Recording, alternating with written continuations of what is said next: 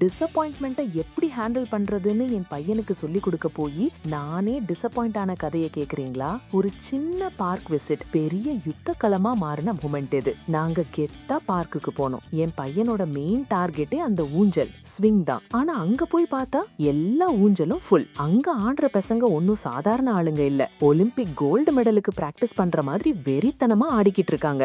யாரையும் நம்பி இறங்குற மாதிரியும் தெரியல. என் பையன் ஷாக் ஆகி நின்னுட்டான். அவன் மூஞ்சிய பார்க்கணுமே, கசங்கின பேப்பர் கவர் மாதிரி சுருங்கிடுச்சு. அடுத்து ஒரு மூச்சு காத்து விட்டான் பாருங்க. அது சாதாரண மூச்சு இல்ல. அம்மா ரெடியாயிரு, சுனாமி வரப்போகுதுங்கிறதுக்கான சிக்னல் அது. உடனே என் மூளை சூப்பர் சிங்கர் ஜட்ஜ் மோடுக்கே போயிடுச்சு. ஆப்ஷன் ஏ ஸ்நாக்ஸ் கொடுத்து சமாளிக்கலாமா? ஆப்ஷன் பி சறுக்கு மரத்துக்கு கூட்டிட்டு போலாமா? ஆப்ஷன் சி லஞ்சம், காலையிலேயே ஐஸ்கிரீம் வாங்கி தரேன்னு சொல்லி டீல் பேசலாமா? ப்ளீஸ் என்ன ஜட்ஜ் பண்ணாதீங்க. அந்த நேரத்தை பதட்டம் அப்படி. ஆனா அப்பதான் எனக்கு ஒரு ஞானோதயம் வந்துச்சு. ஏமாற்றம் ஒன்னும் கேஸ் லீக் இல்ல. உடனே பதறி போய் அடைச்சு சரி பண்றதுக்கு அத அவ அனுபவிக்க விடணும். நாம நடுவுல பூந்து தடுக்க கூடாது. அப்படியே முட்டி போட்டு உக்காந்து அவன் கண்ணை பார்த்து, உனக்கு ரொம்ப வருத்தமா இருக்குல்ல கேட்டேன். கேட்டுட்டு வாயை மூடிக்கிட்டேன். உண்மையாவே சொல்றேன், இந்த வருஷத்திலேயே நான் செஞ்ச ரொம்ப கஷ்டமான விஷயம் வாயை மூடிட்டு அமைதியா இருந்ததுதான். அவன் ஒரு ஸ்னிஃப் பண்ணான். ஊஞ்சலை பார்த்தான், என்ன பார்த்தான், திரும்ப ஊஞ்சலை பார்த்தான், அப்புறம் தரைய பார்த்தான். ஏதோ தர ஆறுதல் சொல்லுங்கிற மாதிரி.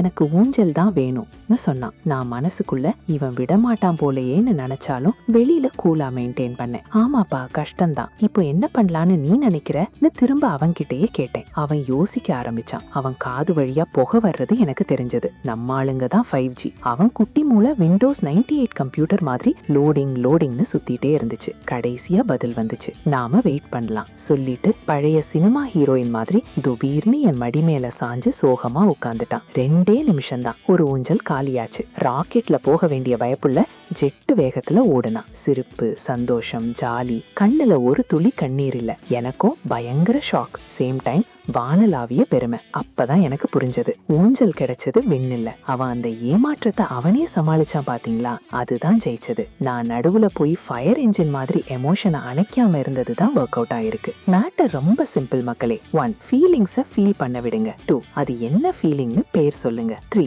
கூடவே இருங்க. 4 இப்போ என்ன பண்ணலாம்னு கேளுங்க. இந்த கேள்வி இருக்கே, அது பேரண்டிங்கோட சீட் கோட் மாதிரி. பசங்களுக்கு எமோஷனல் வைஃபை பாஸ்வேர்ட் கொடுத்த மாதிரி. இந்த வீடியோ பார்த்து சிரிச்சிருந்தாலோ இல்ல அப்பாடா நம்ம மட்டும் இந்த கஷ்டத்தை படலன்னு தோணி இருந்தாலோ மறக்காம சப்ஸ்கிரைப் பண்ணுங்க. இன்னும் நிறைய இருக்கு. இது வெறும் ஆரம்பம் தான்.